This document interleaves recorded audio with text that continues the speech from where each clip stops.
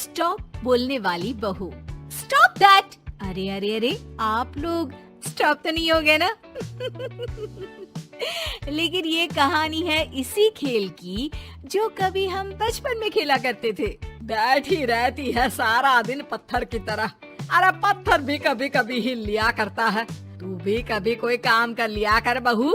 मैं तो बहू नहीं भैंस ले आई हूँ। मीता सारा दिन घर का काम करती, कमर टूट जाती जब वो रात में बिस्तर में आराम करने के लिए लेटती। लेकिन मजाल है सास की, जो उसके काम की कभी झूठे मुंह भी तारीफ कर दे। हम लोग नसीब वाले हैं नीता बिटिया, जो तेरे जैसी बहू हम लोगों को मिली।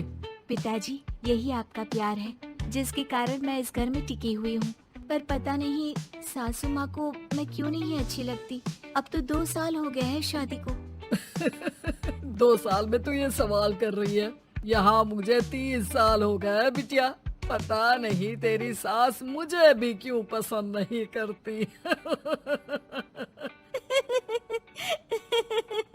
फिर क्या, दोनों ससुर बहू खूब ठहाका लगा लगा कर हंसते हैं। अरे वाह जी वाह, क्या जमाना आ गया है। बहू को देखो कैसे ठहाके लगा लगा कर ससुर के साथ हंस रही है। अरे एक जमाना हमारा था, ससुर इस कमरे में तो मैं उस कमरे में, ससुर बरामदे में तो मैं छत में। और यहाँ देखो महारानी को, वो मेरी बेटी है और पापा ने तुम्हें कभी नहीं कहा था कि तुम इधर उधर भागो। हाँ, सास को पति की बात पर गुस्सा आ जाता है। तभी उसकी नजर बहू पर पड़ती है जो सास और ससुर की बात पर हंस रही है। बहू को हंसता हुआ देख सास का पारा 7वें आसमान में चढ़ जाता है। अरे कल बूही तू क्यों हंसी? तुझे कौन सी चुड़ैल चिपट गई तो हंस रही है?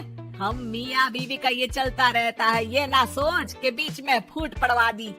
अरे जी जाइए बाजार से छाछ ले आइए और तू जाकर किचन में बेसन घोल कर पकोड़े बना ले, कड़ी बनानी है तुझे। सास बहू और पति को ऑर्डर देकर वहाँ से निकल जाती है। पति बाजार की तरफ और बहू किचन की तरफ।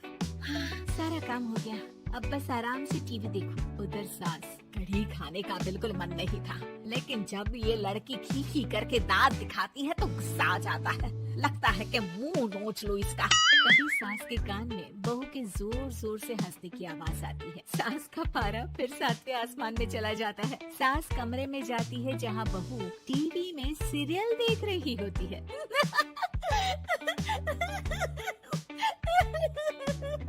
अरे पागल हो गई है तो बता दे, पागल खाने छोड़ाऊं तुझे? जी, आइए ना, देखिए ना, आप भी ये सीन देखिए, कैसे बच्चे स्टॉप दैट खेल रहे हैं। इस खेल में ना जिसे स्टॉप दैट बोल दो उसे स्टॉप होना पड़ता है।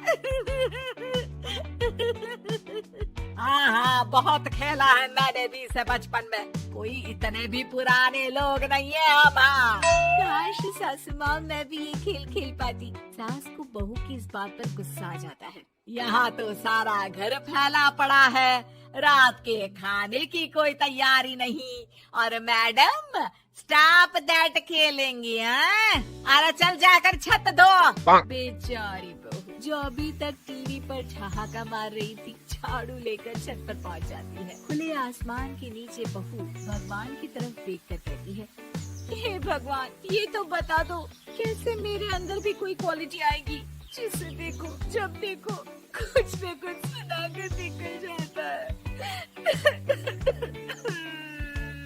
वो रोने लगती है, लेकिन करती भी तो क्या, भाग्य में जो लिखा है वो तो होगा ही। बहू पूरी छत साफ करके नीचे आती है जहाँ सास मजे से बैठकर टीवी देख रही होती है और जोर जोर से हंस रही होती है। टीवी में वही स्टॉप दैट वाला सीरियल चल रहा होता है। मासूम बहू फिर से टीवी देखने लग जाती है।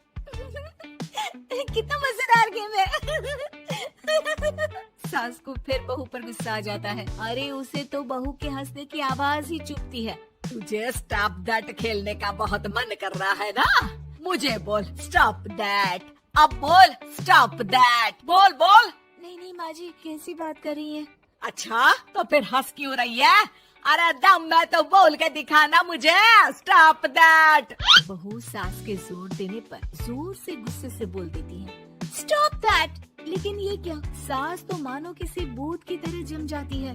मन तो कर रहा है कि ओवर ही ना बोलूं, लेकिन ये मानेगी तो नहीं ना। तभी डोरबेल बजती है और बहू सास को ओवर बोलना भूलकर दरवाजे पर चली जाती है। अरे कमला, तू क्या करने आई है? भाभी जी काम पर रख लो ना, बहुत जरूरत है पैसों की। मैं जानती हूँ, पर मेरी सास नहीं मानेगी ना।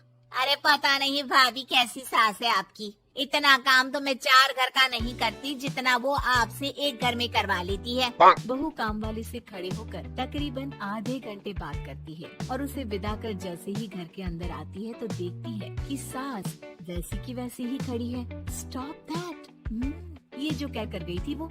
अरे हाय, ये सासू माँ को क्या हो गया? अब ओवर बोलूंगी तो मेरी तो जान ही निकाल देगी। क्या करूँ मैं? बहू उनका हाथ पकड़कर बेड पर लिटा देती है और फिर कहती है, ओवर। क्या मेरे सर पर खड़ी रहेगी अब? क्या मैं आराम भी ना करूं? जा यहाँ से, बोला है ना कमरे में आया मत कर। जब देखो कमरे में घुसी रहती है, अलमारी को घुरती रहती है। अरे कुछ नहीं देने वाली, ज्यादा वहम में मत रहना, समझी? माफ करिएगा, मैं आपको कुछ बोलती नहीं हूँ। इसका मतलब ये तो नहीं है ना कि आप कुछ भी बोलती रहेंगी।